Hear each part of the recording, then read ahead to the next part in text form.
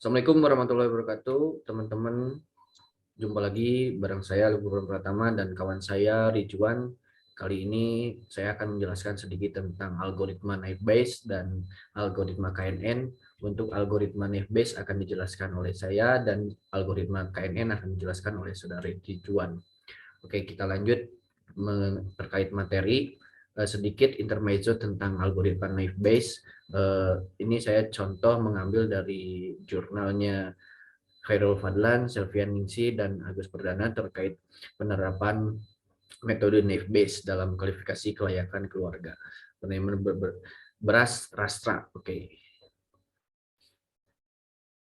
Apa sih itu naive Bayes? Naive Bayes merupakan teknik prediksi berbasis probabilitas sederhana yang berdasarkan pada penerapan teorema Bayes dengan asumsi independensi yang kuat. Dengan kata lain, naive Bayes menggunakan model fitur independen. Maksud dari independen ini dengan kata lain yaitu pada fitur ini merupakan data yang tidak berkaitan dengan data yang lain dalam kasus yang sama ataupun atribut yang lain. Nah, ini persamaan dari teorema Bayes adalah ini ada P dalam kurung H atau X sama dengan P dalam kurung X H dikali P dan H dibagi PX, di mana ini adalah X data dengan kelas yang belum diketahui. Misalnya nanti kita akan mencari dengan data yang baru, nanti outputnya apa, ini kita asumsikan dengan nilai X, yaitu H adalah merupakan hipotesis data, merupakan suatu kelas spesifik. Yang ini P, H atau X merupakan probabilitas hipotesis H yang berdasar kondisi X. Seperti itu, dan PH adalah probabilitas hipotesis. Nah, kurang lebih ini rumus dasar tentang algoritma naive Bayes. Nanti kita akan implementasikan langsung terhadap dataset yang kita miliki. Nah, kita sudah memiliki beberapa dataset, yaitu ada 10 dataset training yang sudah ada dan ada satu dataset baru yang belum diketahui hasil output dari lokasi strategisnya, apakah iya atau tidak. Ada 10 dataset dengan beberapa nilai variabel, yaitu lebar jalan, volume kendaraan, jumlah pesaing, jumlah pemukiman, dan nanti hasil yang dicari adalah lokasi strategis atau iya. Ini dengan data baru. Nah, selanjutnya sebelum melanjutkan beberapa instrumen yang dicari, kita akan mencari nilai probabilitas kelas prior. Nah, ini dicari menggunakan rumus seperti ini. Perhitungan probabilitas prior ya, nanti dataset yang sesuai akan dibagi dengan jumlah dataset. Nah, ini kita menggunakan rumus CONIF, di mana kita akan menghitung status tidak pada jumlah dataset ada berapa, lalu dibagi jumlah datanya, seperti itu. Maka kan hasilnya adalah 0,44. Nah, untuk status iya juga sama seperti itu. Kita menghitung jumlah parameter ya ini ada berapa, lalu dibagi jumlah data. Nah, jika ini bernilai 100, probabilitas ini berarti benar. Jumlah data yang ini benar. Selanjutnya kita akan mencari tentang probabilitas lebar jalan. Ada 3 variabel di dalam lebar jalan ini, ada jalan 2 mobil, jalan 4 mobil, dan jalan tol. Nah, rumusnya untuk mencari nilai probabilitas pada jalan 2 mobil ya ini seperti ini. Kita akan menghitung jumlah jalan 2 mobil ini ada berapa dataset. Kita menggunakan rumus CONIF-S, yaitu kita bisa menghitung beberapa kriteria. Kalau menghitung manual, teman-teman mungkin sedikit lama, ini harus jalan ada berapa, ya ada berapa, maka kita menggunakan Excel supaya lebih cepat. Nah, ini untuk kita akan menghitung kriteria jalan 2 mobil dengan datasetnya lebar jalan. Ini rumusnya, kriterianya ini lebar jalan, dan ini yang dicari adalah jalan 2 mobil. Lalu berdasarkan lokasi strategis dengan menghitung statusnya iya. Lalu dibagi dengan jumlah data, iya ada berapa, seperti ini. Ini rumusnya teman-teman. Maka didapatlah hasil seperti ini. Jika dijumlahkan ini harus bernilai 100 sama semuanya dari 3 variabel yang ada. Nah, itu rumusnya. Dan rumus dasarnya seperti untuk mencari ini adalah ini ya. Perhitungan probabilitas posterior. Perhitungan probabilitas posterior dilakukan dengan pada data latih sebanyak yang tadi, sebanyak contoh, ada 10 data. Nanti dibagi berapa variabel ini ada berapa, iya ada berapa, nanti dibagi dengan total ininya, seperti itu. Semua variabel baik volume kendaraan, jumlah pesaing, jumlah pemukiman untuk status iya dan tidaknya dicari. Nah, seperti ini. Nilai-nilai probabilitasnya sudah diketahui semuanya. Jika teman-teman menghitung ini akan dijumlahkan akan menjadi nilainya 1 atau 100%, ini pun sama, semuanya harus bernilai 100% karena probabilitas kelas priornya adalah 100%. Lalu pertanyaannya adalah jika ada data baru, yaitu yang ini, variabel lebar jalan sudah diketahui, jalan tol, volume kendaraannya sudah diketahui, jumlah pesaingnya sudah diketahui, dan jumlah pemukiman sudah diketahui, maka outputnya apakah ia strategis atau tidak strategis, seperti itu. Berdasarkan data training yang sudah diketahui dengan nilai probabilitasnya, maka kita akan menghitung probabilitas data uji dengan menghitung klasifikasi ke dalam kelas tidak terlebih dahulu. Nah, di sini ada 0,25. 0,25 ini adalah ini jalan tol. Jalan tol berstatus tidak itu memiliki nilai 0,25 di klasifikasi tidak. Saya pindah dulu. Dan 0,75 ini adalah volume kendaraan sepi jika statusnya tidak. Nah, ini sepi adalah 0,75. Dan 0,25 adalah ini jumlah pesaing karena lebih dari 1. Ini 0,25. Dan 1 ini adalah jumlah pemukiman, yaitu di bawah 3.000. Ini dikalikan, nilai-nilai ini dikalikan dengan, maka hasil outputnya adalah 0,04688. Ini untuk klasifikasi ke dalam kelas tidak. Lalu setelah kita mencari nilai klasifikasi kelas tidak, kita mencari nilai klasifikasi ke dalam kelas iya. Sama seperti yang di atas, kita akan memasukkan nilai-nilai di bawah ini. Seperti jalan tol. Jalan tol jika statusnya iya, maka 0,33. Maka kita 0,33 dikali volume kendaraan sepi, jika iya dia 0,16667. Lalu jumlah pesaing lebih dari 1 dikali 0,6117. Dan ini adalah jumlah pemukiman lebih dari kecil, jika dia iya adalah 0,33. Sekarang dikalikan, maka hasilnya adalah 0,00309. Setelah klasifikasi nilai tidak dan iya diketahui, maka dikalikan untuk pemaksimalan kelas tidak. Nah, dari kelas tidak ini sudah diketahui nilai probabilitas kelas priornya adalah 0,44. Yang ini nilai tidak, maka hasil dari klasifikasi ke dalam kelas tidak dikalikan dengan kelas priornya seperti ini, maka hasilnya adalah 0,02083. Nah, lalu selanjutnya pemaksimalan untuk kelas iya. Hasil dari ini dikalikan dengan probabilitas kelas prior dari nilai ini. Nah, maka akan dihasilkan 0,0028 untuk pemaksimalan kelas tidak dan 0,00185 untuk kelas ya.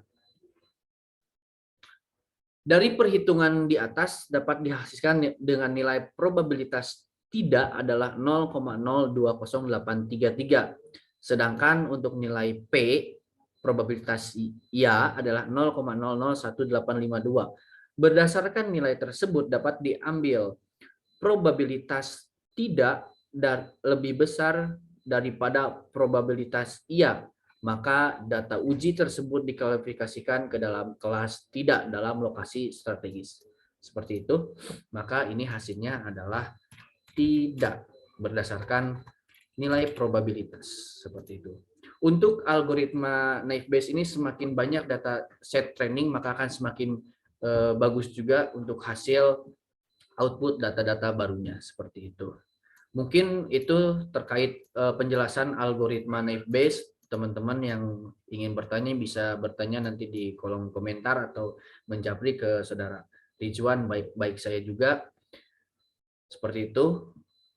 Untuk selanjutnya dari saudara Ridwan akan menjelaskan tentang algoritma KNN. Mangga untuk saudara Ridwan saya persilahkan. Baik, terima kasih saudara Alif. Sekarang kita akan membahas tentang KNN. Saya share screen dulu. Sudah terlihat? Nah, sekilas tentang KNN ya, teman-teman. Algoritma KNN itu adalah metode klasifikasi terhadap sekumpulan data berdasarkan pembelajaran data yang sudah terklasifikasi sebelumnya. Nah, algoritma ini, metode ini termasuk supervised learning, di mana hasil query instan yang baru diklasifikasikan berdasarkan mayoritas kedekatan jarak dari kategori yang ada dalam KNN. Nah, di sini ada langkah-langkah dari pembuatan algoritma KNN, yaitu satu, menentukan parameter K. Jadi kita tentukan dulu nih jumlah tetangganya itu yang paling dekatnya berapa. Nah, seperti di sini di grafik ada ini bintang sebagai titik tengahnya. Nah, K-nya ketika K-nya 3 itu lihat yang paling dekat itu yang 3 yang ini. Nah, kalau 6 yang ini. Seperti itu. Lalu yang kedua, menghitung kuadrat jarak Euklidian objek terhadap data training yang diberikan. Selanjutnya itu mengurutkan data hasil dari tadi perhitungan jarak ini secara ascending. Jadi diurutkan hasilnya itu dari yang terkecil ke terbesar. Lalu selanjutnya itu mengumpulkan kategori, diklasifikasikan hasil yang tadi itu kemana nih masuknya. Dan yang kelima itu dengan menggunakan kategori nearest neighbor yang paling mayoritas, maka dapat diprediksikan kategori objek. Nah, langsung saja kita ke contoh kasusnya. Seperti yang di sini ada data aset. Nah, di sini ada 20 data sampel yang digunakan sebagai basis pengetahuan untuk mengetahui status gizi berdasarkan tinggi badan, berat badan, nilai persen lemak, tekanan darah sistolik, tekanan darah diastolik, detak jantung, lingkar lengan atas, lingkar lengan bawah, lingkar perut, dan lingkar panggul. Nah, untuk data trainingnya sudah ada dalam bentuk tabel seperti ini ya teman-teman. Nah, yang ditanyakannya itu berapa sih termasuk ke status gizi mana sih jika ada data baru, tinggi badannya 175 cm, berat badannya 67 kg, lalu persentase lemaknya 23%, tekanan darah sistoliknya 97, tekanan darah diastoliknya 67, detak jantungnya 79 per menit, lingkar lengan atas 25 cm, lingkar lengan bawah 15 cm, lingkar perut 75 cm, dan lingkar panggul 95 cm. Agar lebih mudah, masukkan data-data ini ke dalam Excel. Nah, saya sudah memasukkan data-data tersebut ke dalam Excel. Ini. Agar lebih mudah. Selanjutnya itu, seperti tadi, di langkah pertama itu menentukan parameter K. Karena di soal itu tidak ditentukan ya parameter K-nya, maka kita tentukan sendiri. Di sini saya menentukan K-nya itu 12 data. lebih dari setengah ya teman-teman, biar lebih datanya itu lebih akurat. Lalu selanjutnya langkah kedua, menghitung jarak Euclidean objek. Nah, cara menghitungnya itu seperti ini. Di data baru ini, ada data baru di bawah, kita hitung. Cara menghitungnya itu dari 163 ini, dikurangi data baru, dikuadratkan. Terus seperti itu, variabel-variabelnya itu variabel data training dikurangi variabel baru dikuadratkan, terus ditambah semuanya, semua variabel ditambah, sehingga hasilnya itu akan menjadi square distance to query distance. Nah, ini ada contoh perhitungan yang nomor 1.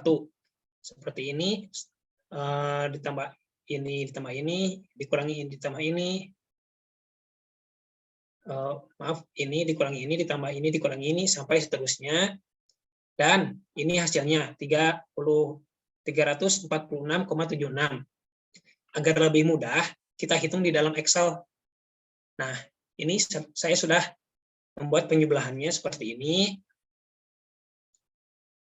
Dan setelah selesai penjumlahan yang pertama, kita tinggal tarik saja ke bawah agar semua terisi secara otomatis. Setelah itu, mengurutkan hasil dari nomor 2 ini secara ascending. Jadi, setelah kita mengetahui square distance to query distance-nya, kita urutkan nih. Ini dari yang terkecil ke terbesar. Kita urutkan. Nah, seperti ini. Setelah diketahui, lalu kita tentukan nih urutannya tadi. Ini sudah saya urutkannya tadi. Nah, nearest jarak terkecilnya, nearest neighbor-nya. Kita isi di sini 1 sampai ke 20 datanya. Jadi setelah diisi, baru yang ini juga, karena tadi nilai K-nya itu 12, maka yang 12 ini langsung ke sini teman-teman, ke pengklasifikasian. Nah, setelah diurutkan, ambil data yang tadi K-nya itu 12, ke bawah berarti ke 1, itu dengan ya masuk ke KNN-nya. Seperti itu. Setelah diurutkan, kita hitung berapa sih Y-nya itu. Untuk normal di sini ada 8. Ada 8 data. Untuk obesitas ada 3 data, ada 1 data, dan untuk kurus ada 3 data. Seperti itu. Nah, setelah itu, setelah diurutkan dan setelah diketahui status gizinya jumlahnya, pada data di atas menunjukkan 12 tetangga terdekat. Nah, ini ya untuk kesimpulannya. Maka dapat disimpulkan bahwa data yang tadi, data yang baru ini termasuk ke dalam status gizi normal, karena status gizi normal ini adalah data yang paling dekat dan yang paling banyak. Seperti itu untuk penjelasan KNN ya teman-teman.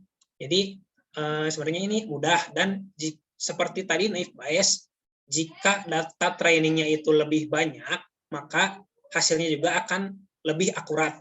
Seperti itu. Nah, jika ada yang ditanyakan, nanti bisa ditanyakan langsung ke saya atau ke Alip, dan boleh nanti kita share bersama-sama. Saya kembalikan ke Alip. Baik, terima kasih Saudara Ridwan sudah menjelaskan tentang algoritma KNN ini. Begitu mungkin teman-teman yang baru belajar akan sedikit bingung, tapi yang sudah memahami mungkin terbayang bagaimana untuk algoritma naive Bayes ataupun algoritma KNN.